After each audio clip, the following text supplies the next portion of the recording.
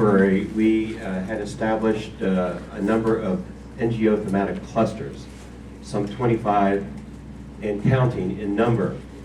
So it's rather impossible, at least for me, to give a kind of comprehensive overview of all the major groups. So what I'd like to invite Paul Quintos, if he could give a brief overview of his cluster on human rights and equity as an example of what the clusters are doing themselves together. And many of them, incidentally, are also working with members of other major groups. So, Paul, I don't know if you realize that now is the time for you to give that presentation, but I know that you're, a man of resources and you'll be able to do it brilliantly. Thank you. For a while there, I thought you were going to ask me to explain the entire NGO work. But anyway, so as just explained, we're facilitating the cluster on rights and equity. And of course, the rights and equity issue is a cross-cutting issue. It's actually not just a concern for NGOs, obviously, but for all major groups.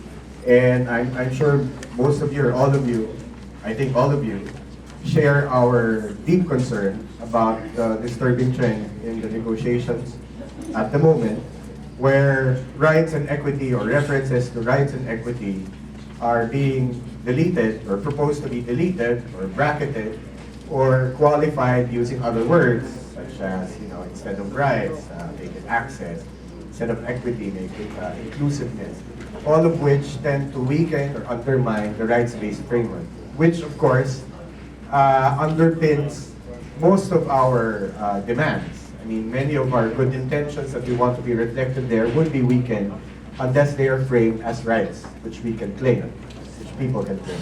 So what we've been trying to do in the Rights and Equity Cluster is, one, trying to gather, of course, collectively trying to analyze the trends in the negotiations in terms of their implications to rights and equity.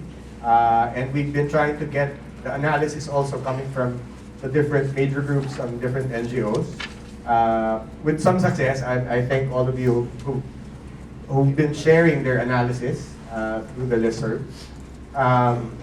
We've been trying to talk to governments, of course, and we've also had a dialogue also with the Office of the High Commissioner on Human Rights, and trying to explore cooperation, how we can express our alarm at the trend, and also for the High Commissioner to actually speak out and intervene in the negotiations and about this trend and to counter that trend.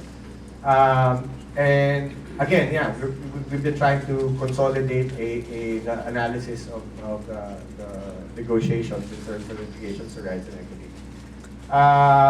We would like to propose concretely that we should come out with a public statement expressing our concern about this trend or about attempts in the negotiations to delete references to rights and equity. And a bunch of us would probably try to draft something, and hopefully those of you who share this concern could sign on and support this initiative.